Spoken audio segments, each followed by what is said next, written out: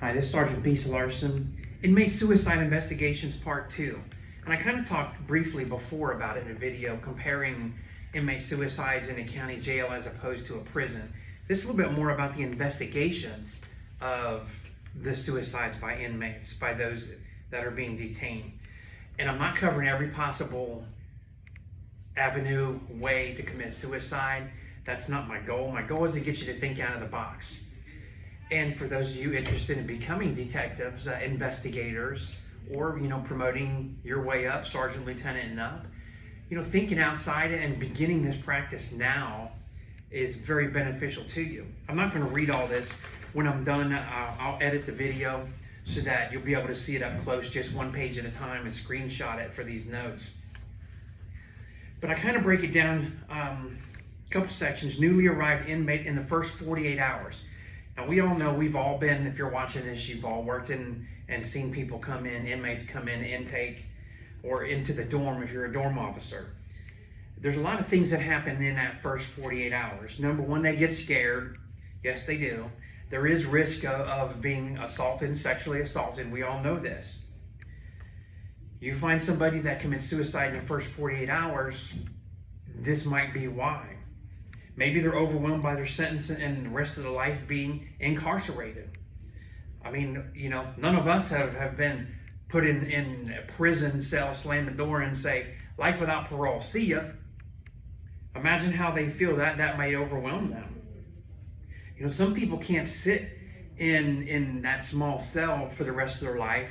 It takes about 48 hours of not eating and sleeping for them to realize this and panic. That panic could be enough to make them commit suicide. It could be, for fear of retaliation. They're locked up, they're in prison, they absolutely cannot get out. They can't help their family.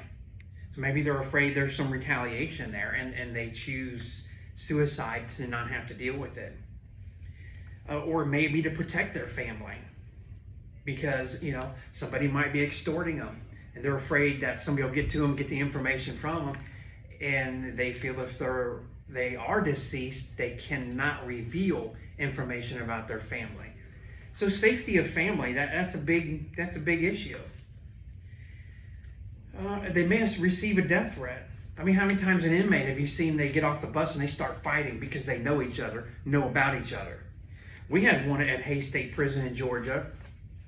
It turned out the inmate knew the other guy because he had testified to get him in prison. And he himself was picked up, maybe probation violation or something like that. So anyhow, we've got the snitch that testifies in court against his buddy. They both end up on the same bus in the same place.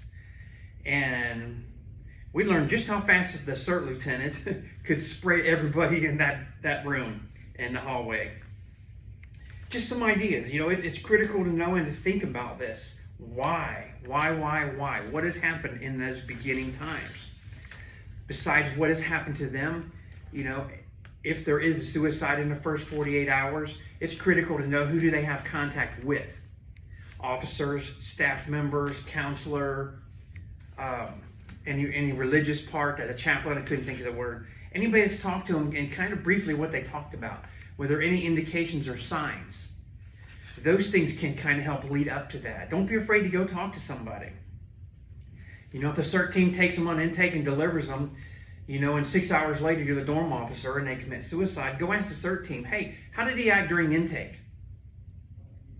Maybe there's a clue there or something. Now let's talk about after 48 hours. Remember I said I want to keep this brief.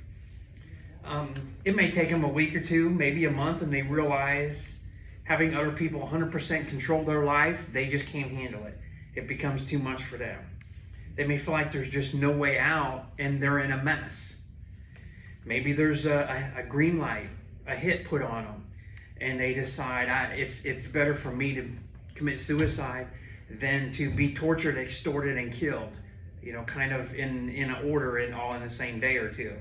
And that just happened in Alabama. This is January of 2024. At the end of 23, there was, I believe, 2 inmates, young inmates, that were tortured, extorted, and murdered. And also the word distraction and deterrent. And I'm going to keep these vague because I want you to read my detailed notes. When You've seen this on TV, and this does happen. And remember, I'm retired police plus corrections experience. Somebody wants to go rob a bank. They need a diversion on the other side of town to get the police to go this way so they can go this way and rob the bank, right? This happens in prison, and we watched this happen. I was on the CERT team before becoming a sergeant in the isolation units there, Tier 1 and Tier 2 at Hayes. A major incident, and it may be a fight, it may be someone pretending to have chest pains, or it may be a suicide, but it could be a distraction because there's major drug smuggling happening somewhere else, or other inmates being assaulted or murdered, or in a sexual assault, some kind of payback. You know the outside detail comes in. Maybe they've been at McDonald's somewhere else, and they arrive between 4 and 4:15 every day. And the officer brings them in, they all get strip searched, they come in, go to the dorm, clean up, go to dinner, whatever. There's a routine when they come back. That's kind of a really good time for a distractive type incident like a suicide, because that takes the involvement of all the staff to that direction. Things can get smuggled in very easily when there's only one officer there and he has no help. So think about that. That could be a reason why they're doing it. It could be to cover up some involvement of officer manipulation. And it can go both ways, not wanting anybody to find out, or maybe the officer that is bringing in contraband, maybe they become really controlling and threatening to the inmate, and then the inmate, out of fear, commits suicide. So it could involve both the inmate and the officer in that manipulation scenario. Or it could be a gang war about to happen. I was I'll tell this very short story.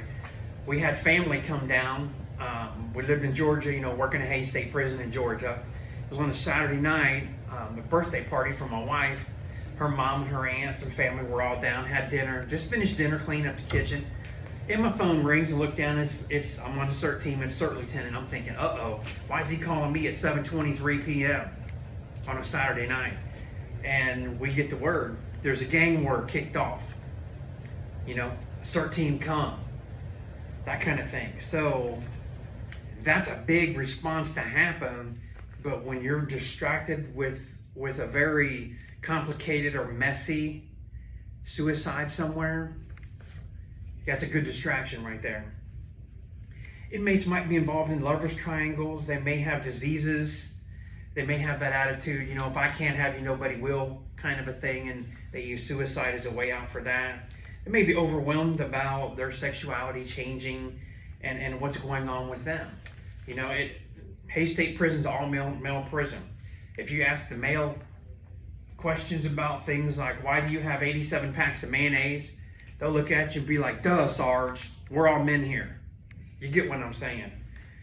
But people don't want their family and outside world to realize, hey, life without prison means there's only one date. They may commit suicide as a result of something specific in their family. And it may be 8, 10, 12 years down their path of sentence. Maybe through a divorce, maybe their spouse finally decides, hey, I'm divorcing you, I'm taking all this. Maybe there's been an assault to their spouse, to their family members, or particularly children. Maybe their children have been assaulted or sexually assaulted or murdered. And that brings a lot of guilt and then grief to an inmate that's never getting out, to realize my little girl would have never been sexually assaulted had I been there. That is a big reason for someone to commit suicide. So think about these things. Look outside the box, look outside the cell, look outside the prison, look at the family life, see what you can find out. And officers, you may not be able to just go start calling all these people and all that, but you do have investigators, you do have lieutenants and captains and other people, and work as a team, volunteer as a team. Say, I got some notes, I would like to know this about the family. I found out this myself inside the prison. Lieutenant, can you call their family and ask these questions for me? Nothing wrong with doing that. That's what lieutenants get paid for. They got an office, they got a phone. They're running the shift. Let them make a phone call for you, or the chaplain involve them. They may create a situation. You've heard of suicide by cop, which is, you hear more about police involved in this. Somebody does something, they want to die, they want to be deceased, they can't do it themselves. They create a situation and the police have to use deadly force. That might happen to correction officers on the inside. So keep that in mind. It might not be just them having a bad day or they're mad about not getting food or something. Maybe the real intention, and you might find this written somewhere in their cell, is to die. And they go and create a situation, bad situation, inside a correctional facility where they end up getting killed. Okay, almost done. They may be involved and have violated, be a gang member, violated the rules, the bylaws, the codes, whatever they refer to them, and they're in immediate fear of retaliation. They may have committed an unforgivable thing in the gang, and they're like, oh no, they're going to send 10 guys down here to beat me and kill me. I'd rather just kill myself, commit suicide. That could be a possibility. So pay attention to the gang activity in that area, in that dorm, during the shift and shifts just prior. Was anything close to kicking off, as we say? It could be ordered by a gang leader as a sacrifice, a warning to others, or as a result of forced extortion or a failed extortion. Think about that. That's not something you normally think about when you see a suicide. The inmate suicides tend to get staff administrators distracted from daily routines because everybody goes and does that. It's just a statistic on a monthly, quarterly, annual report, and they can add up quickly. And I believe it was the year 2018. It was in the spring, 18 or 19. In 3 months, we had 8 suicide attempts, which is a different charge, feigning suicide or the actual suicide, but 8 in 3 months. But we knew, we had intelligence coming directly from the warden and from CERT information that other prisons were doing the same thing. And the reason to try and commit suicide wasn't known, but it was told that a bunch were going to try and commit suicide. And in one instance, over in C2, I'll never forget, it's a 2-story dorm. When you go into the door and up over the control room, had the bars, and I would climb and do pull-ups and climb all the way up to the ceiling. This inmate had climbed all the way up with a bed sheet and got as high as he could, basically like a martyr. Remember I said sacrifice just 2 minutes ago. Way up here on top for everybody to see. And it took 6 or 7 of us to be able to untie and hold him and get him down and protect ourselves because he wasn't cooperative. Ultimately he wanted just to fall. So when you're hanging on the bars with your legs in your hand, it was like something out of a movie. You're hanging on one side and defending yourself with the other. But he's the one that wanted to commit suicide. So think about that. Okay, these are just suggestive topics to help be investigated properly. Remember, it's not just cut and dry. And I'm going to conclude with a small little paragraph here. Administrator and warden responsibilities. The higher ranking folks. Is this a result of suicide or murder? Remember I started, that's the first question. Don't just settle for a quick answer and move on. Commit to staffing and resources to get the best investigation possible. It is more than a statistic on a report. It's a human life with a family. Treat it as the same as someone you would know or you want to know, and you want a thorough investigation. Also keep in mind information found in inmate suicide could be vital to the safety of your institution. What do I mean? In your files on every suicide investigation, include the shift roster for that shift. Highlight, somehow mark, the shift supervisor in that area, for instance, the GP, if it happened in general population, who's the general population sergeant, that shift, and the officer. If it's in isolation, who's down there, who's the unit manager. And highlight that. Keep it, make extra copies of this and keep it in an extra folder if you don't already do so, suicides in and by the year. And the reason I'm saying this, not totally blaming, just partially, but there may be a pattern here. If there's 5 suicides at your prison and you have the same dorm officer at 4 out of 5, that's a clue. There's a reason. Is the officer antagonizing? Are the inmates antagonizing him? Are they trying to manipulate him? Are they trying to overpower, threaten to kill, threaten his family? There could be something going on to that. Something you definitely have to get looked into. but keep track of that statistically. Also, the day of the week and the time of the day and what shift. If you have, you serve dinner and you're done with dinner and you count around 6 p.m. and you have 5 suicides in a year and they're all between 7 p.m. and 10 p.m., we know what happens after dinner. That's when they go back, they're working, they're playing cards, they're watching TV. That's like their entertainment time. So what is happening during entertainment time or prior to that that makes them always commit suicide that time? If you've got 3 of them that happen in the morning during breakfast time, everybody's waking up, shift starts, they're off to breakfast, people aren't really ready for the day yet, they're just getting started. Perfect time to have extra minutes for them as they're attempting suicide to not be found. So think about that. It is the reason they don't want to be found for something. So that time of day of week, a shift, all that can tell a story in itself as well.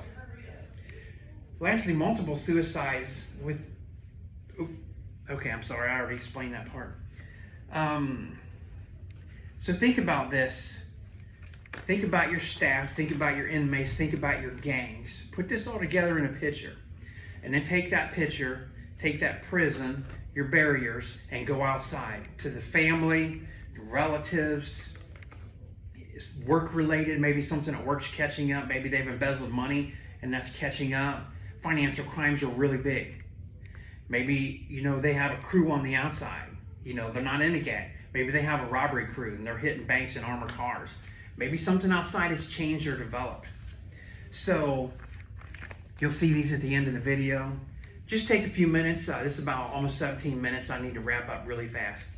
Thank you for your time. Don't forget to subscribe. Post any comments on here. Share any stories, anything unusual about suicides at your location, your experience, your training, anything that would help the others.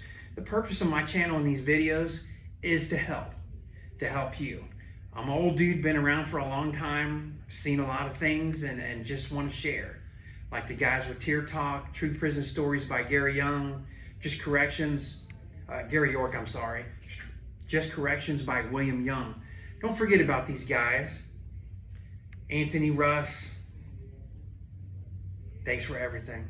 See you soon.